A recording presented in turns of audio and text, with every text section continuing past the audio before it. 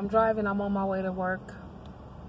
Post Nipsey Hussle's memorial service yesterday, man, which was just amazing. It was beautiful.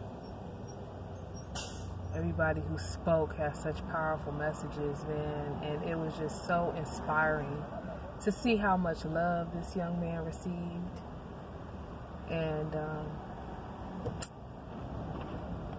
in lieu of like the tragic circumstances, but just a wonderful human being. You know, a lot of people want to go back into time on some, you know, questionable things that he did. But, you know, he apologized for one, but for two, like the trade-off of what he's contributed to the world and how much he's impacted the world in this moment, you know, it's priceless. And so, you know, we always go into the idea that actions speak louder than words. So even though he spoke ill and he may have said things in the past or done things in the past, his actions have spoke louder than his words. And so, you know, and it's just really having, I think, most of the world looking at life a lot different. Of course, you know, when death happens, you know, you know it's a wake-up call. Of course, you know, all the time it's a wake-up call because it's so final. And then you reflect on life and saying, you know, life is so short, and so I need to take advantage of the moment. But this situation with this young man losing his life and how he's been celebrated has taken that thought process to another level. Like, I'm really, you know, and this is like when it comes to God, this is how we should be holding God in our hearts, like when we're making decisions and we're moving about life. But I think that, like the pastor said at the memorial service for Nipsey, that he was anointed, meaning he was endorsed by God. And so being endorsed by God, meaning, you know, he is a living example in our time to show us how we're supposed to live out our purposes and live out and live in the gifts that he has blessed us with. This young man lived unapologetically.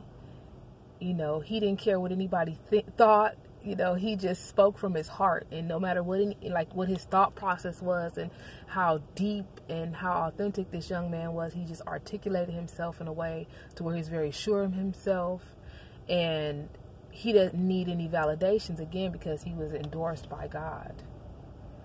And so now, you know, of course, I'm like, I've already like really been on a mission to just change my life in a way that I change my family legacy. You know, create opportunities, and I've already been on a mission to do that, to change my mindset, to deal with any issues or emotional things that I'm dealing with that'll hinder me from moving forward in life, by reading and praying and meditating and getting up early in the morning and fighting through it. And then I have my ups and downs through that. But this is really just reminded me and taught me that you got to keep pushing forward, and you got to keep putting your best foot forward, and you got to truly, authentically live out your purpose in life. And you can't, and you know, I struggle with not saying like really caring about what people think per se, because I've always been my own person. Like, I don't follow trends. I don't go along with what the group says or does. But just really not wanting to show my authentic self. And that could be because of self-esteem, but, you know, not wanting to show my authentic self because, and you know, it's people in my life that I have shown been authentic with and been myself because I was comfortable and I trusted them. But, you know, here at 36, I'm really learning not to care about what people think, and allowing those opinions to sway my decision or have me change my mind or I don't, what's the word I'm trying to say? Not double think, but you know what I'm trying to say, like to rethink or, you know, change my mind about. So, you know, I mean, I have so many things going on in my mind right now, but I know a lot of people feel the same way. And I just want us to really take action and continue on this spirit of this legacy, man. Like, I remember what I was gonna say. I was gonna say, like, now, like, in my actions and the things that I'm doing, I'm carrying this young man's spirit and his legacy. So I'm just like, you know, man, no, I gotta think differently. I gotta move different. Like, I really literally was at my desk at work, and I just had a moment where I had some documents I was working on, and I sat them down, and I'm like, and I've already thought that, I already know that I need to be an entrepreneur, and that's my destiny. I can't work for anybody for the rest of my life, because, like, my dreams and my goals will die with working for somebody else. And I can't do it no more. I can't. I need to move forward, rise above, and take action. And the time is now. Like, I've wasted enough time, and, you know, it's all a part of the process, too. So I don't beat myself up. But here we are, like, I need to act. But, like, really watching this man memorial service and really just reflecting and thinking about this man's life and his legacy and how much he's impacted the world, I'm just like, man, I got to do better, a lot better. And I'm going to love myself through this process, but I got to step my game up 1,000.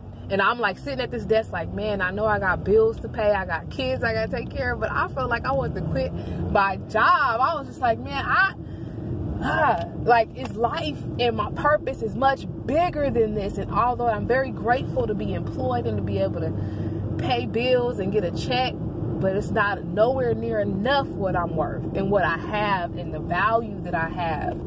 I have some great things inside of me.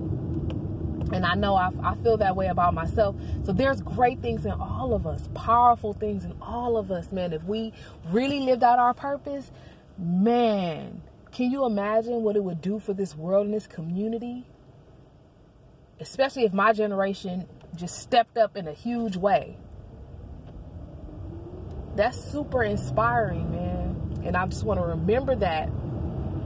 Because no matter what circumstances arise, I just want to remember that, and I want to carry that on. That, like, we're truly our kings and queens, man. We are kings and queens, and we looking at Nipsey and we like, man, he is a rare breed, but we all are rare breeds, man, because we're unique. I was telling my daughter yesterday, she said, "I'm weird, mommy." And she probably heard me say that I'm weird, you know. So she, you know, she's at an age where she's kind of like, you know, like mimicking some of her mom or what she sees other people do. And I said, you're weird, but so is everybody weird. Other people are just weird in different ways. We're all weird. I don't care what anybody says, you know, and, whether you just hide it well or, you know, but we're all weird in our own ways. We're just weird differently. And it's not a bad thing. It doesn't have to be negative.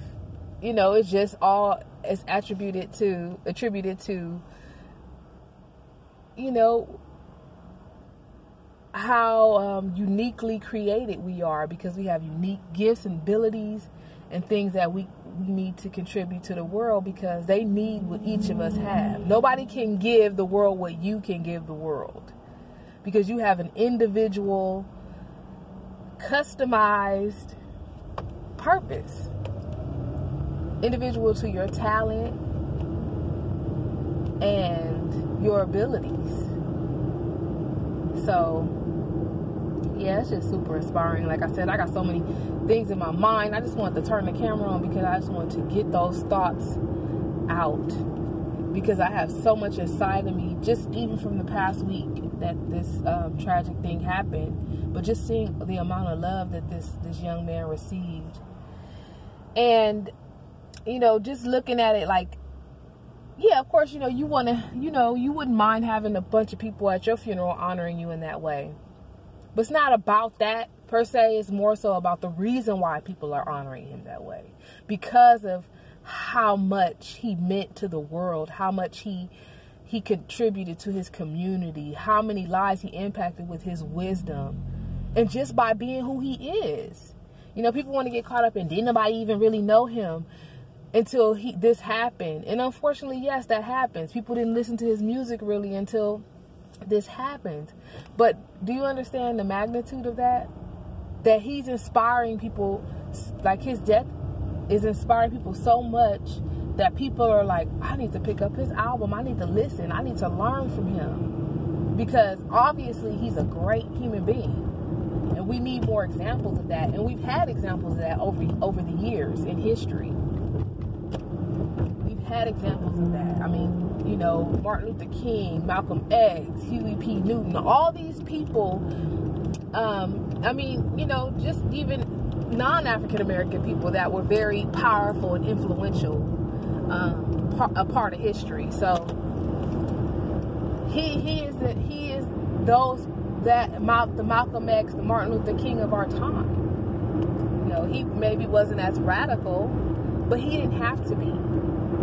He had a way of inspiring people from a place of calmness and wisdom to where people wanted to listen to him, where they automatically gravitated him again back to the idea that he was endorsed by God. You know what I mean? Like, and that was his gift in his hood way. He spoke. I mean, that's why, you know, I think that I'm so impacted, because I grew up in the hood, you know, and I've always been around people from the hood, and I've always loved people from the hood, you know, in love with men from the hood. Like, just like a good old hood man is just everything to me. I mean, he's now that I know what I know now, it's more than that. Like, I still want you to have some hood in you, right? Because there's just something grounding about it and down to earth about it. But I want you to be educated and wise, much like Nipsey Hussle. You know, much like that young man. He's hood, but man, he has so much wisdom and depth to him. And from what we understand, very respectful and a man of honor and integrity. And so, yeah. But yeah, about the hood. Love the hood, man. Love everything about it. And so I think that a lot of us that came from those communities, we really identify with the situation because you know, we come from the same generation. And so, you know, it's a hard thing, man. My heart goes out to his family, everybody who was so close to this young man. It's a huge loss. It's a huge loss. And I know if I feel this loss, man, I haven't slept right.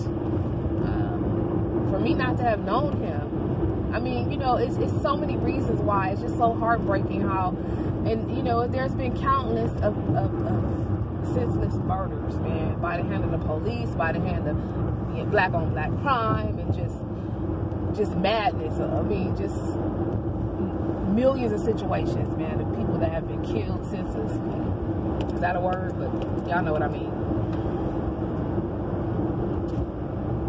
It's just, you know, this is really like, it's just shocking. It's disturbing how someone could rip somebody off the world like this that meant so much to so many people. And it's horrifying, it's scary, but you know, you can't get caught up with that. You just, you know, that's the bad part, you know, the negative part about life. You know, there's bad people in the world, but yeah, I could go on and on and on. I just noticed my daughter left her Barbie on the seat. I wonder how she gonna feel about that. She left her little toys with her. She brings them with her in the car, and then she forgot it. But yeah, man, I just wanted to get on here and just pour my heart out. Like I said, I got so many things going on in my mind right now, man. I'm just so hurt, but I'm also so inspired.